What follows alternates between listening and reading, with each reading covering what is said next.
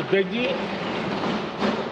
जब से ये युद्ध शुरू हुआ है तब से ही प्रभावित देशों में हर भारतीय को जरूरी मदद दी जा रही है। मैंने खुद पश्चिम एशिया के ज्यादातर देशों के राष्ट्राध्यक्षों के साथ 2 राउंड फोन पर बात की है। सभी ने भारतीयों की सुरक्षा का पूरा आश्वासन दिया है। दुर्भाग्य से इस दौरान कुछ लोगों की दुखद मृत्यु हुई है और कुछ घायल हुए हैं। ऐसे मुश्किल हालात में परिवारजनों को आवश्यक मदद दी जा रही है। जो घायल है उनका बेहतर इलाज सुनिश्चित कराया जा रहा है। अध्यक्ष जी, प्रभावित देशों में हमारे जितने भी मिशन हैं वो निरंतर भारतीयों की मदद करने में जुटे हैं।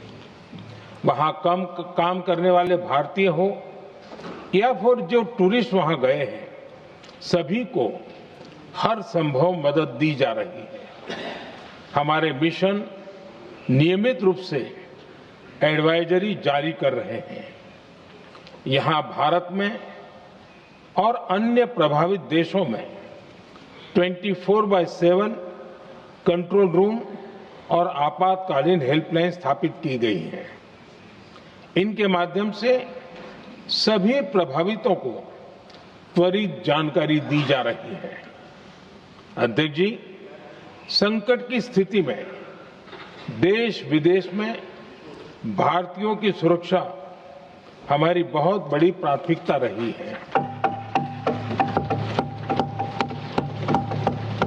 युद्ध शुरू होने के बाद से लेकर अब तक 3,75,000 से अधिक भारतीय सुरक्षित भारत लौट चुके हैं। ईरान से ही अभी तक लगभग 1,000 भारतीय सुरक्षित वापस लौटे हैं। इनमें 700 से अधिक मेडिकल की पढ़ाई करने वाले युवा हैं। खाड़ी देशों में भारतीय स्कूलों में हजारों विद्यार्थी पढ़ते हैं।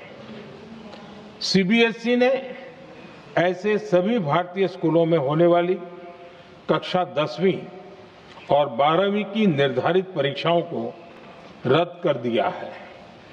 इन बच्चों की पढ़ाई निर्बाध चलती रहे, इसके लिए सीबीएसई उचित कदम उठा रही है। यानी सरकार संवेदनशील भी है, सतर्क भी है और हर सहायता के लिए तत्पर भी है।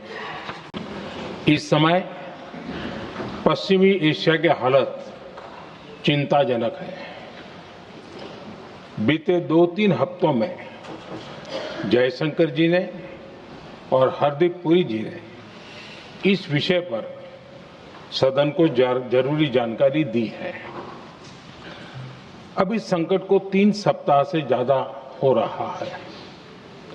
इसका पूरे विश्व की अर्थव्यवस्था पर, लोगों के जीवन पर बहुत ही विपरीत असर हो रहा है। इसलिए पूरी दुनिया इस संकट के जल्द से जल्द समाधान के लिए सभी पक्षों से आग्रह भी कर रही है। अध्यक्ष महोदय, भारत के सामने भी इस युद्ध ने अप्रत्याशित चुनौतियां खड़ी कर दी हैं। ये चुनौतियां आर्थिक भी हैं, नेशनल सिक्योरिटी से जुड़ी भी हैं और मानवीय भी हैं।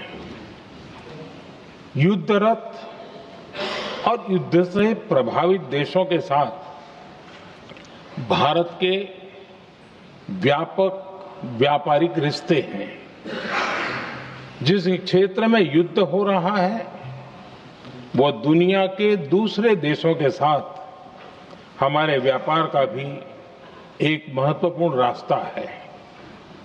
विशेष रूप से कच्चे तेल और गैस की हमारी जरूरतों का एक बड़ा हिस्सा यही क्षेत्र पूरा करता है।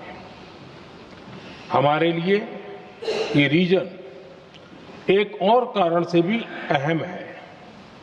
लगभग 1 करोड़ भारतीय खाड़ी देशों में रहते हैं और वहां काम करते हैं। वहां समंदर में जो कमर्शियल शिप चलते हैं उनमें भारतीय क्रू मेंबर्स की संख्या भी बहुत अधिक है। ऐसे अलग अलग कारणों के चलते भारत की चिंताएं स्वाभाविक रूप से अधिक है।